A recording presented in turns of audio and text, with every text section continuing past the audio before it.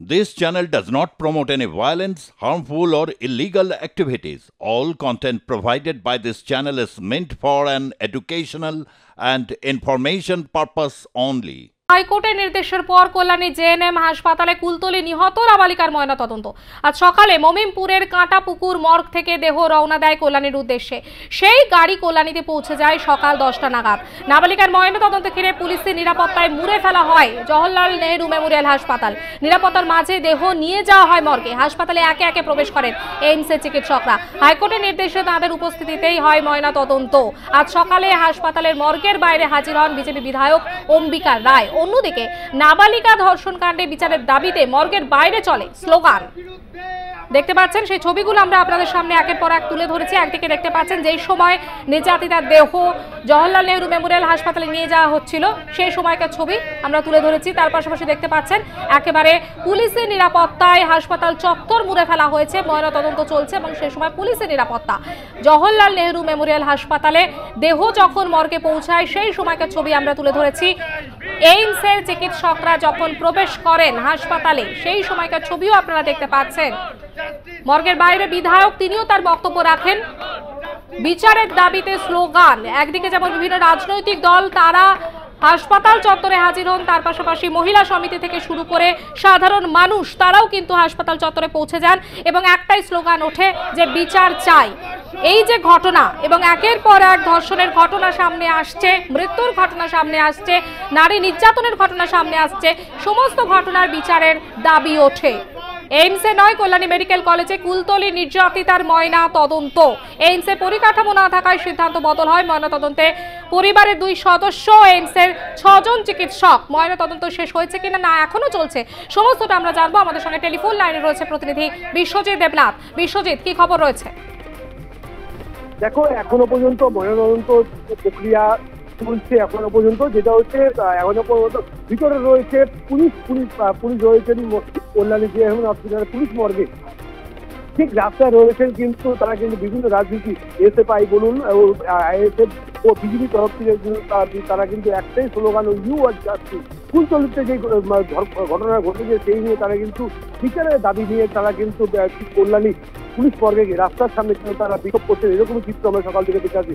এখনো পর্যন্ত কুলতলির যে উমা ফের কিন্তু এখনো পর্যন্ত ময়নাতদন্ত প্রক্রিয়া চলছে। এখনো পর্যন্ত ময়নাতদন্ত শেষ নেই। সেখানে পর্যন্ত এইমসের 6 জন চিকিৎসক কিন্তু এই তারা কিন্তু ময়নাতদন্ত করছেন। পাশাপাশি এইমসের যে সুপার তিনিও কিন্তু ময়নাতদন্তের সাথে তিনি আছেন এরকমই জানা গেছে।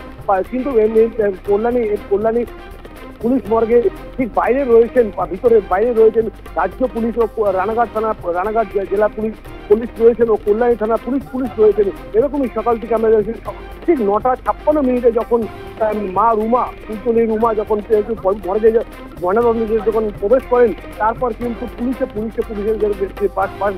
নিরাপত্তা বলে 28 বলা যায়। সেখানে কিন্তু কোনো সংবাদ মাধ্যমকে কিন্তু দিচ্ছেন না পুলিশ, কিন্তু এরকমই সাফ জানিয়েছেন। পাশাপাশি যেটা আছে রাস্তায় রয়েছে বিভিন্ন রাজনীতি, তারা কিন্তু বিজেপি ও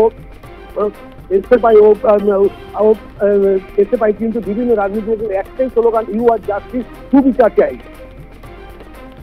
একবার বিশ্বজিৎ, নজর রাখো পরিস্থিতির দিকে। আপাতত ধন্যবাদ তোমাকে।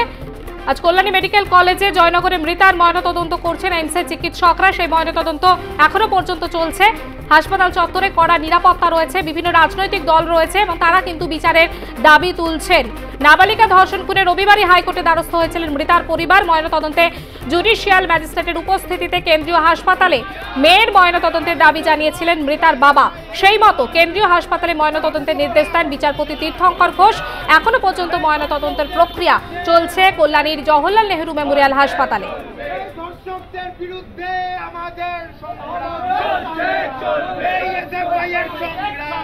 পোস্টমর্টেম রিপোর্ট এখানে করবে, যে কজ অফ ডেথ কী কী ইনজুরি আছে সেগুলো এখানে ডিটারমাইন হবে এবং পরিবারের লোকজন সব এখানে এসছে, সেটাও ডাইরেকশানই আছে।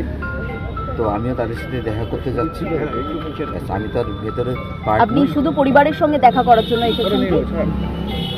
আর তেরি তাহলে দাদা কোর্টের রায় যে এইমসের তত্ত্বাবধানে যে এই পোস্টমর্টেম, তাহলে কি বলবেন এই বিষয় নিয়ে? যে তাহলে রাজ্যের যে অবস্থা, রাজ্যের যে প্রশাসনিক এবং স্বাস্থ্য ব্যবস্থা দুটোই একেবারে চরম সীমায় পৌঁছে গেছে। এর চেয়ে খারাপ আর হতে পারে না। এবং সেখানে কোর্টে যে দাবি করা হয়েছিল, যে ডিমান্ড করা হয়েছিল পোস্টমর্টেম একটা নিউট্রাল ইস্যুর থেকে, মানে স্টেটের ইস্যুর থেকে আমরা ঠিক সঠিক ইয়ে পাবো না, সঠিক তথ্য পাবো না, কজ অফ ডেথ সঠিক ইয়েগুলো পাবো না। সেই জন্যে এইমসের ডক্টর তারা থাকবে এখানে, পোস্টমর্টেমের ইয়েতে তারা করবে, ফরেন্সিক ডিপার্টমেন্টের যে ডক্টররা আছে তারা করবে।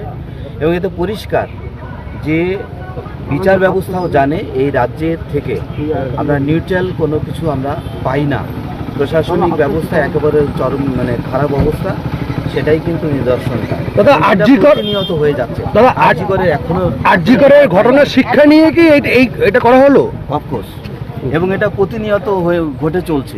এই ধরনের ঘটনা তো আর মেনে নেওয়া যায় না। এবং পুরো সমস্ত ডকুমেন্টগুলো এবং যে এভিডেন্সগুলোকে কিভাবে ডিসঅ্যাপিয়ার করে দেওয়া হচ্ছে, এবং সেটা রাজ্যের প্রশাসনের স্তরের থেকে সেটা ওই এগুলো করছে, তার উপরে বেস করে আর কোনো ভরসা থাকে না।